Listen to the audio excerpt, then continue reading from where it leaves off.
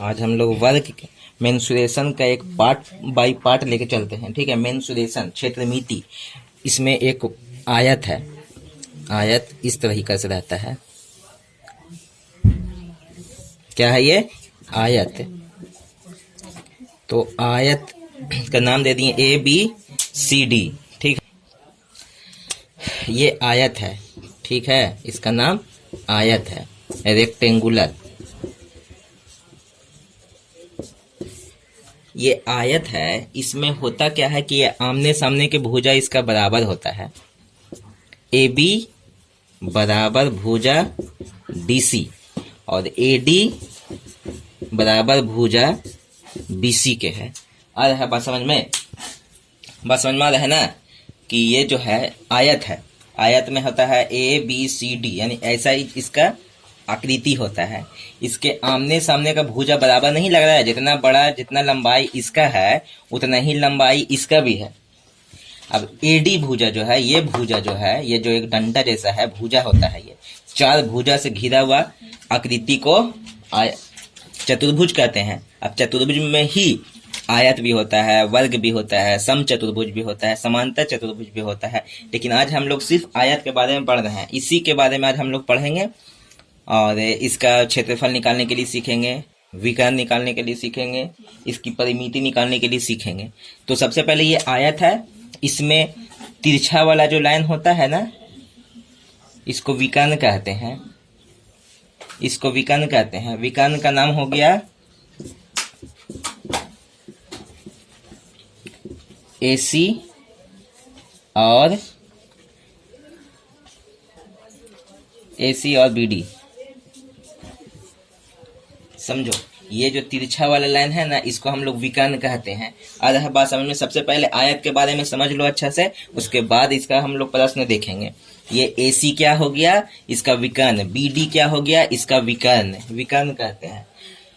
अब इसका हम लोग जानते हैं क्षेत्रफल क्या होता है और इसका परिमिति क्या होता है और इसका विकर्ण क्या होता है। तो सबसे पहले हम लोग जानते हैं आयत का क्षेत्रफल।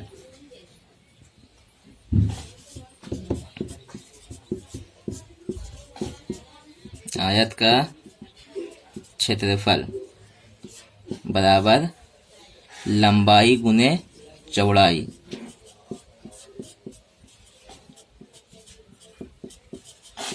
लंबाई गुने चौड़ाई, लंबाई गुने चौड़ाई, लेंथ गुने ब्रेथ। ठीक है। दूसरा फॉर्मूला, आयत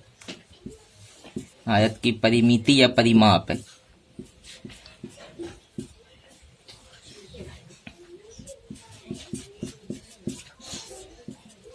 टू इंटू लंबाई प्लस चौड़ाई।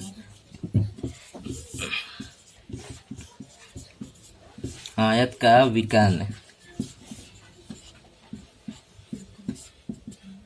रूट में होता है लंबाई प्लस चौड़ाई, अंडर रूट लंबाई प्लस लंबाई का स्क्वायर प्लस चौड़ाई का स्क्वायर। ये होता है 3 फार्मूला आयत का। अब इस पे हम लोग बनाने के लिए सीखते हैं कुछ प्रश्न। आ रहा है बात समझ में ना? अब इसका हम लोग देते हैं, मान लेते हैं कि लंबाई दे दिए हैं 12 सेमी और चौड़ाई दे दिए हैं 4 सेमी।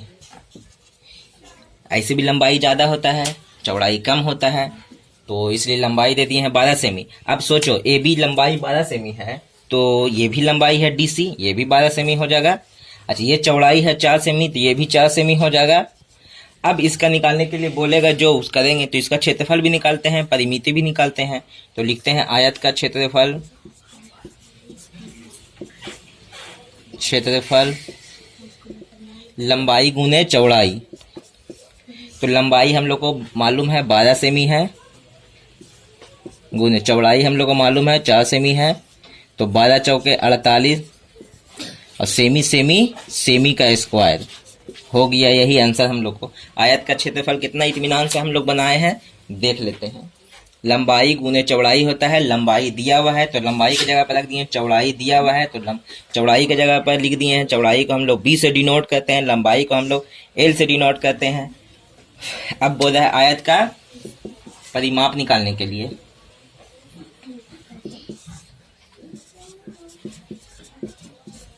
आयत का परिमाप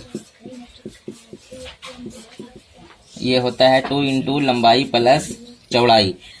आयत का परिमाप मतलब जोड़ने के लिए बोला है, आयत को जो सभी भुजा है ना उसको जोड़ के हम लोग परिमाप लिखते हैं 2 इंटू लंबाई प्लस चौड़ाई।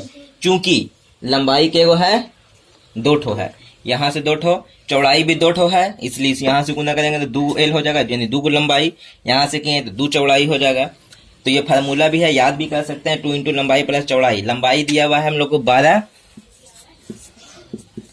चौड़ाई दिया हुआ है 4 सेमी, 12 4 16 सेमी, गुने 2, 16 दूना 32 सेमी, एक ही सेमी है ना इसलिए एक ही सेमी आ गया। ये हो गया आयत की परिमाप।